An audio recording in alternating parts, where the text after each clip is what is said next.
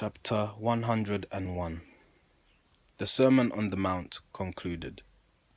The concluding part of the Code of Ethics. The Christines return to Capernaum. The fruitage of the tree of life is all too fine to feed the carnal mind. If you would throw a diamond to a hungry dog, lo, he would turn away or else attack you in a rage. The incense that is sweet to God is quite offensive unto Beelzebul. The bread of heaven is but chaff to men who cannot comprehend the spirit life. The master must be wise and feed the soul with what it can digest. If you have not the food for every man, just ask and you shall have. Seek earnestly and you shall find. Just speak the word and knock, the door will fly ajar. No one has ever asked in faith and did not have. No one has ever sought in vain. No one who ever knocked aright has failed to find an open door. When men shall ask you for the bread of heaven, turn not away, nor give to them the fruit of carnal trees.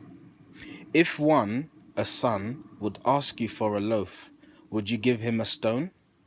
If he would ask you for a fish, would you give him a serpent of the dust? What you would have your God give unto you, give unto men. The measure of your worth lies in your service unto men. There is a way that leads unto the perfect life. Few find it at a time. It is a narrow way. It lies among the rocks and pitfalls of the carnal life. But in the way there are no pitfalls and no rocks. There is a way that leads to wretchedness and want. It is a spacious way, and many walk therein. It lies among the pleasure groves of carnal life. Beware, for many claim to walk the way of life, who walk the way of death. But they are false in word and deed. False prophets they. They clothe themselves in skins of sheep, while they are vicious wolves. They cannot long conceal themselves. Men know them by their fruits. You cannot gather grapes from thorns, nor from the thistles, figs. The fruit is daughter of the tree, and, like the parent, so the child. And every tree that bears not wholesome fruit is plucked up by the roots and cast away. Because a man prays long and loud is not a sign that he is saint. The praying men are not all in the kingdom of the soul. The man who lives the holy life, who does the will of God, abides within the kingdom of the soul. The good man from the treasures of his heart sends blessedness and peace to all the world. The evil man sends thoughts that blight and wither hope and joy and fill the world with wretchedness and woe. Men think and act and speak out of the abundance of the heart. And when the judgment hour shall come, a host of men will enter pleadings for themselves and think to buy the favor of the judge with words. And they will say, Lo, we have wrought a multitude of works in the omnific name. Have we not prophesied? Have we not cured all manner of disease?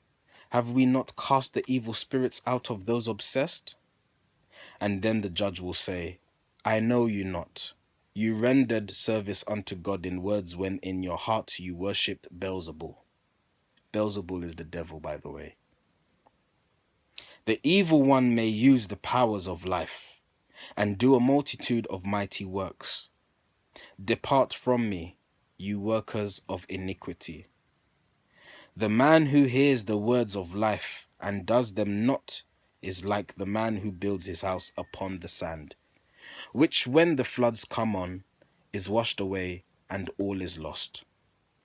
But he who hears the words of life and in an honest, sincere heart receives and treasures them and lives the holy life, is like the man who builds his house upon the rock. The floods may come, the winds may blow, the storms may beat upon his house. It is not moved, Go forth and build your life upon the solid rock of truth, and all the powers of the evil one will shake it not.